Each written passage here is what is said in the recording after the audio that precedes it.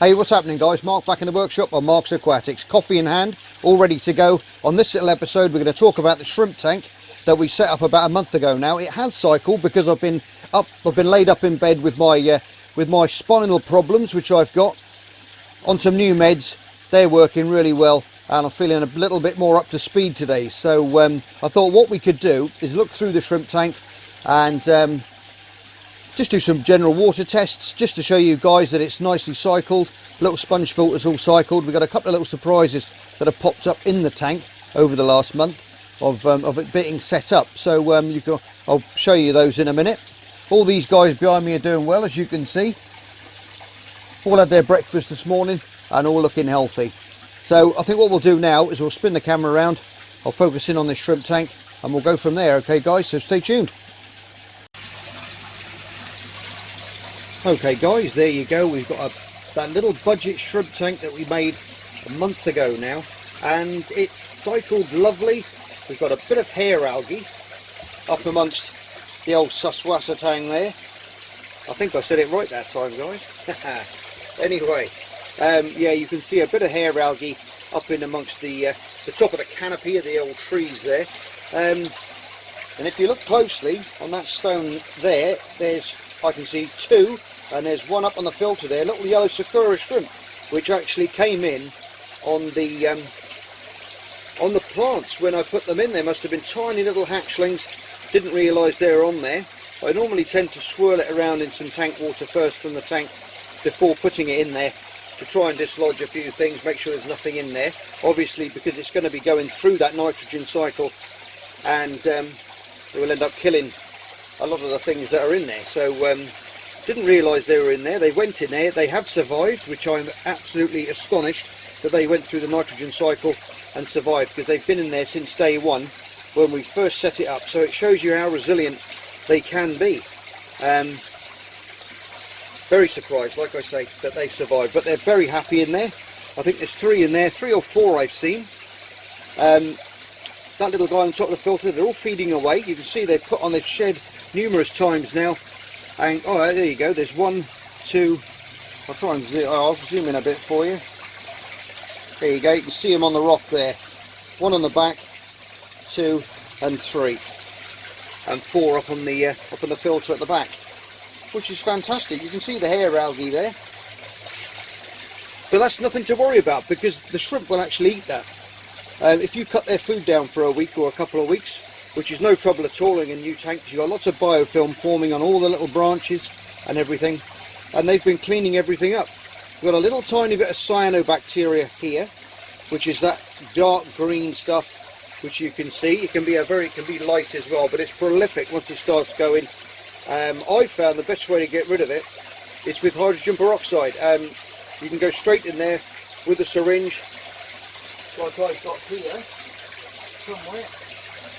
This is my acrylic syringe with a big long pointy needle on there, as you can see. Now what I do is I'll go down with some 6% hydrogen peroxide, and you can literally squirt a bit into the gravel underneath, or if it's in under the canopies, if you've got bonsai trees or anything like that, put the needle in and pump loads of hydrogen peroxide in there, and that makes that water highly oxygenated, and it can't survive in that conditions, and you'll kill it off in a matter of hours. It will be gone.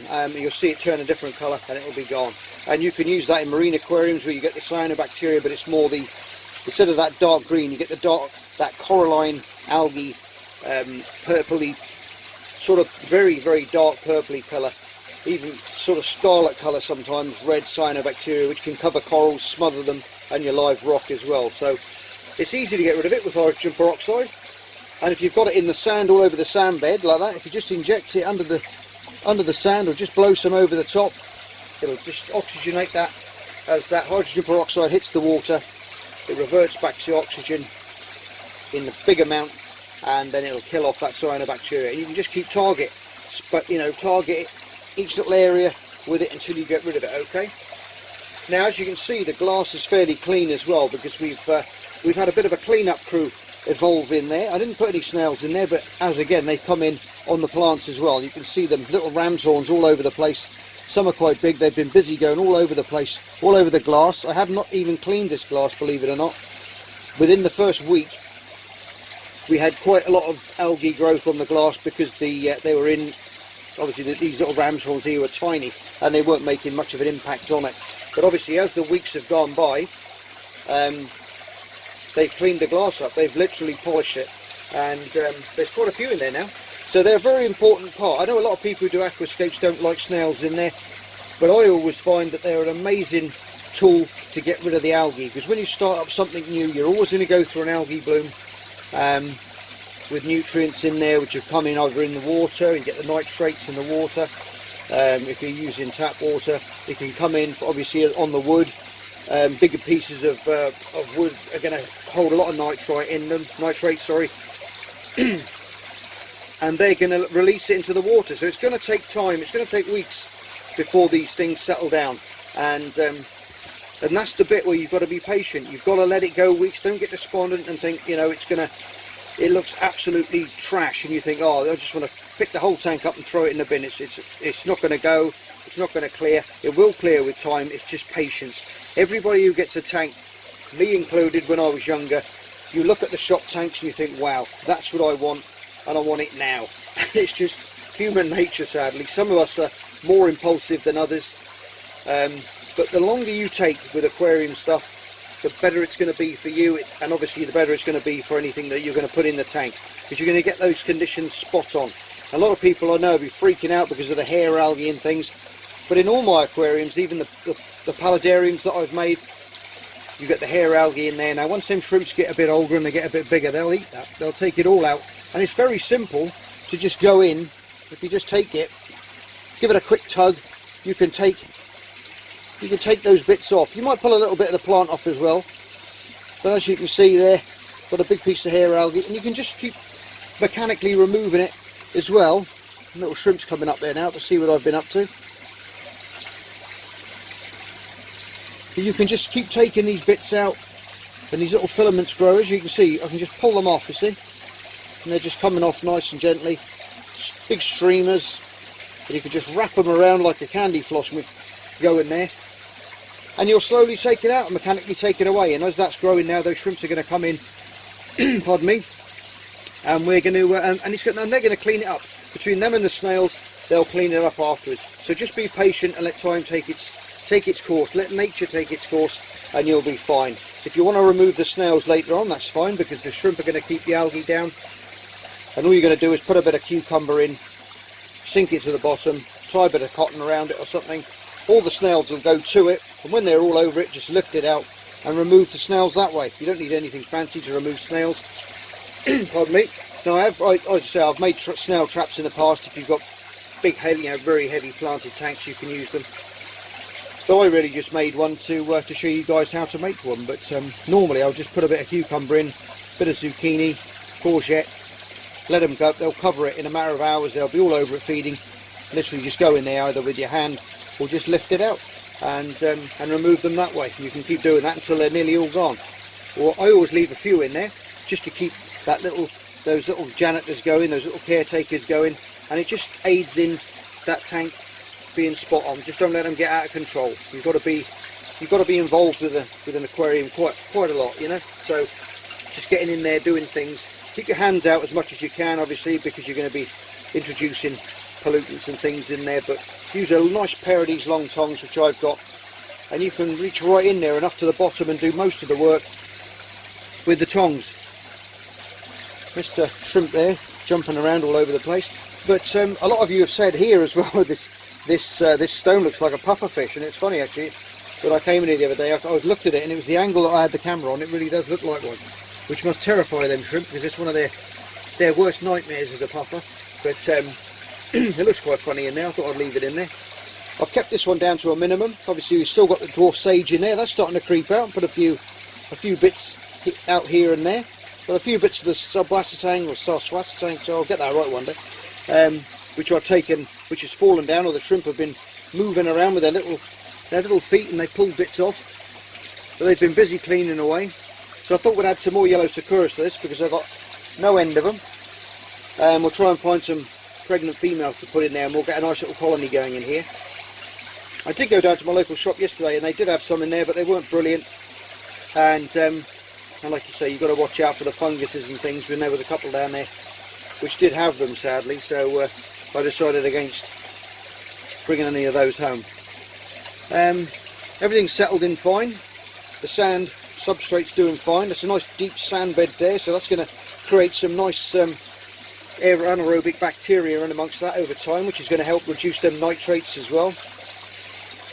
We've only got a sponge filter in there. Right, I think what we'll do is now, I said I was going to do some tests, so we'll do some tests and we'll make sure, obviously, everything is alright because the shrimp are alive and everything's okay in there.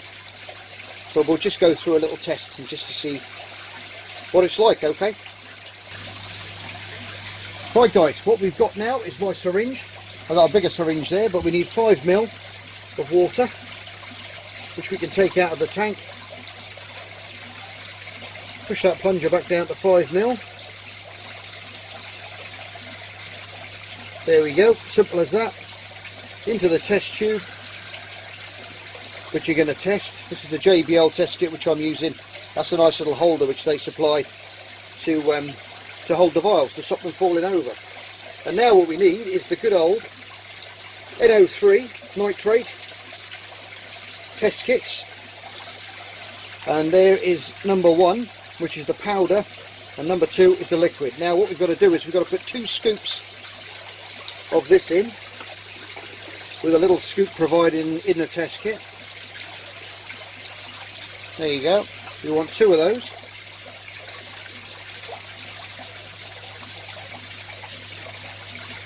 Don't stir it yet. Leave that in there. Lid back on. Put back in its place. And then we need, always give it a good shake as well. When you do a test, always give it a nice shake up. Swirl it around for a little bit. And then we need to add 6 drops. I'll do that the other way, you'll probably see it better. 1, 2, 3, 4, 5, 6. There you go. And then we replace the lid and we give that a good old stir.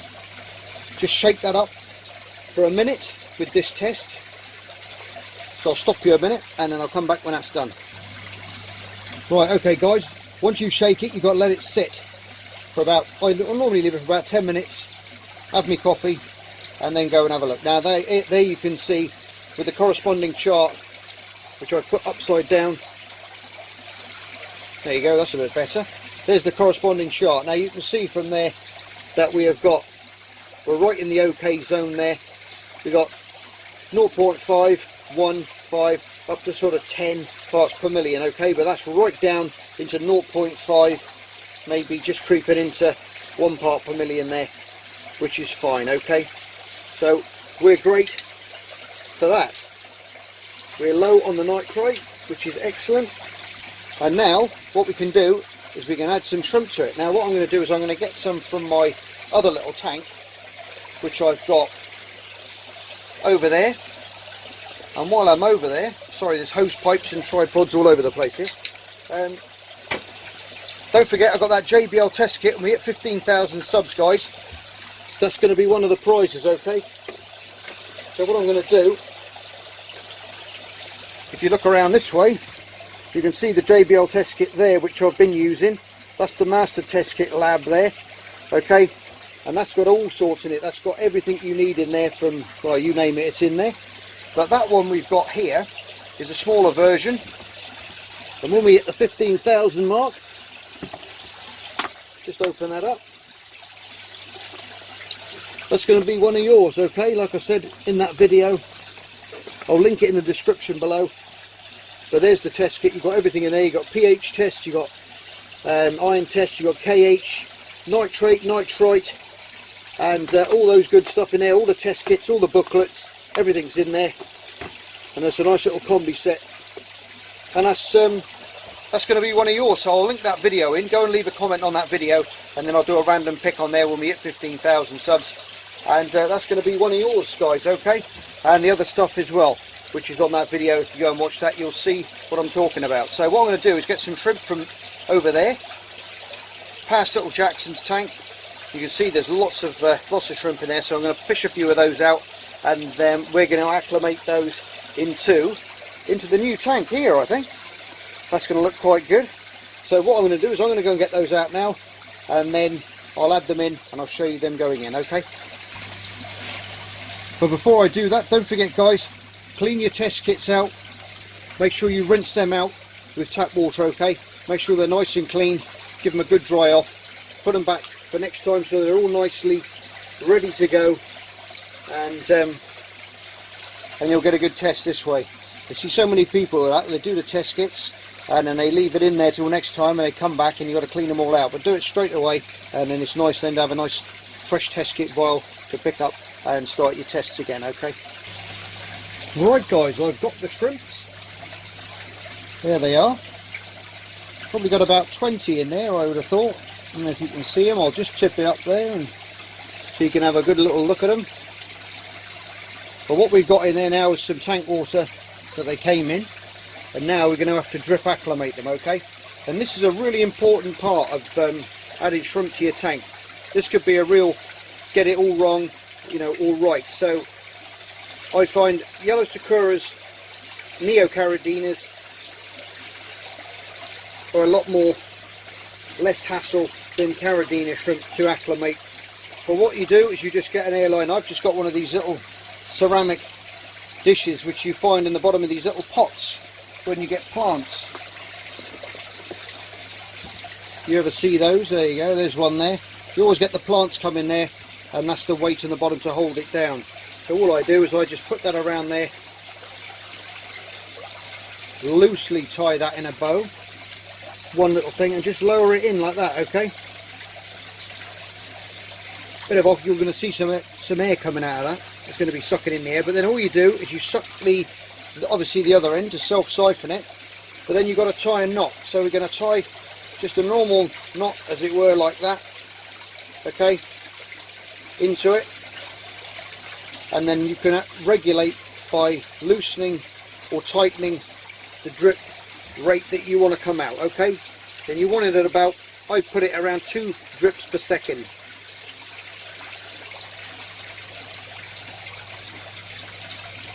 As you can see, it's starting to drip there. So as you tighten that up,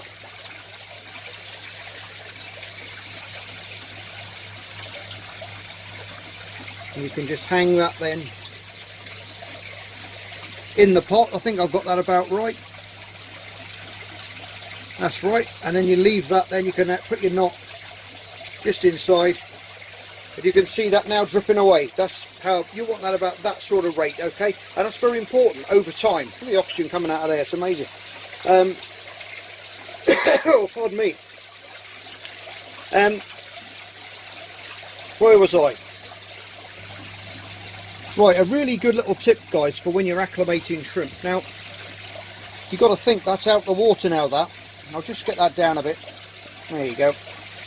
Now, that's out the water, obviously, and that's dripping in very, very slowly.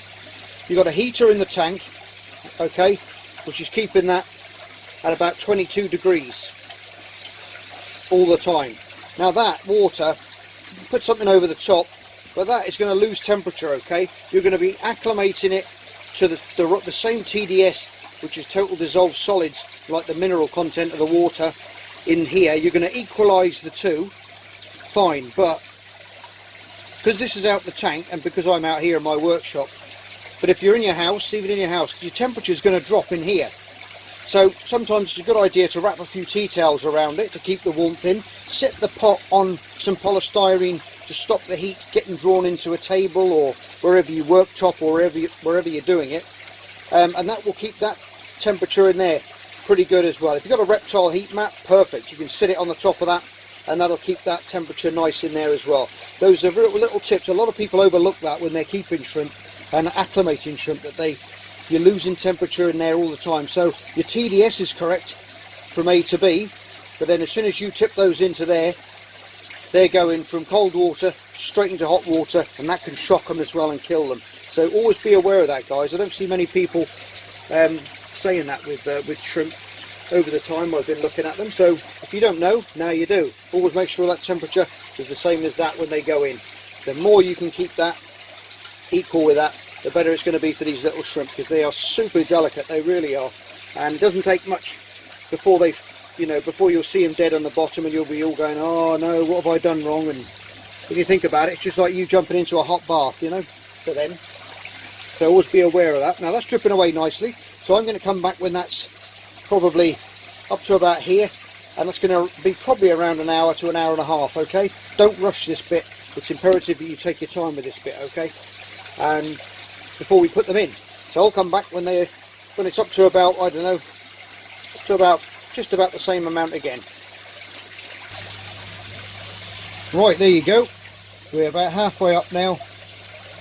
As you can see, our water level now has dropped into the tank. While I've been outside, I've actually wrapped some tea towels around that to keep the warmth in, and that's been nice. And I've put some over the top as well, and that's kept a nice temperature there. I've had my laser pointer on there, and it's about half a degree difference in there, so that's pretty close to me. So that'll do. So what I'll do now is we're going to slowly take that out now.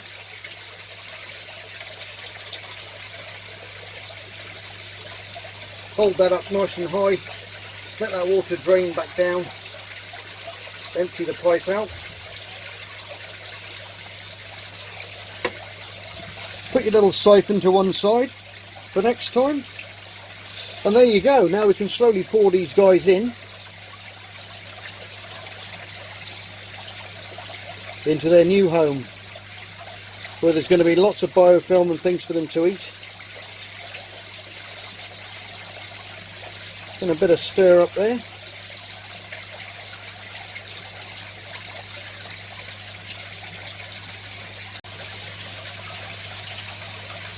Right, here we go. We're going to tip them in.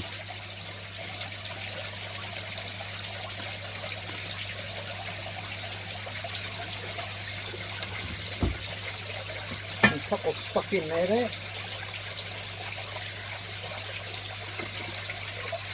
There you go. And they're all out. Always make sure there's none stuck in the tubs. And now you'll probably find they're all going to shoot off now and hide. Just wipe that off of there. New to the channel, guys, be awesome if you could hit the old subscribe button and that notification bell for up and coming videos, and you ain't going to miss any in that way. So be lovely to have you aboard. We've had a nice little influx in subs lately. It's been fantastic, really has been nice. And all your comments as well are brilliant as usual. I'll just zoom in a bit now and you'll be able to see them all cleaning away, and they get to work straight away as soon as they're in there. And it doesn't look like there's many at the moment, because obviously they've dispersed around the tank, hiding under and behind the filters, but it won't be long before they're out and about. I'll bring that light to the front a bit. You may see them a little bit easier. There you go. Bit of stir up there. So they're in their new home. Now what I'm going to do also, I'll just come back out again. What I'm going to also do is I'm going to put one of these oxidators in. Now they're pretty, well, they're fairly expensive to buy these, but I've made one. I'll link the video in the description as well, where I've made these myself, and they're very, very easy to make. Now you've got inside, you've got a little catalyst. You can see it in there, a little ceramic catalyst with some, which you can hear rattling around. Now that reacts with the hydrogen peroxide, which we're going to put in there. Now I've got a gallon of the stuff which I use, which is 6%. Food grade you've got to get. Now I get my treatments when I do potassium permanganate treatments in my koi pond during the summer. So you just basically take those out of there, pop the top off, and you fill it up. I just use a turkey baster, and then pour it in. Leave it about 1 centimetre from the top, like that. Pop the top back in, put the bottom back on, spin it over, and now what happens is the hydrogen peroxide will slowly weep out of two little very small holes in the bottom of there, and if you can see them, it'll drip out of there. Obviously then it goes and reverts back to oxygen and adds lovely oxygen content back into your water, okay, which is going to help the shrimp and everything in there. So what we do now is we take hold of it carefully. I'll try and do it with my tongs.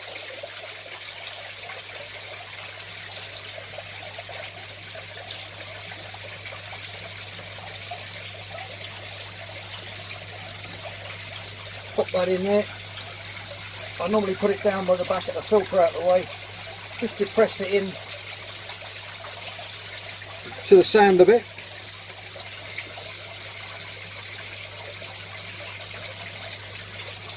And get it fairly level because I'm fussy. And as time goes on now, what you'll start to see is that oxygen will start to just slowly drift up into the water column and disperse around. You're going to get some coming out of the ceramic base first, you can see it, but already I can see that little plume of bubbles coming out. Mr. Snail there, is that a snail? Yep, just remove that piece. But there you go, we're all set up now, which is fantastic. Give the old glass a little bit of a clean.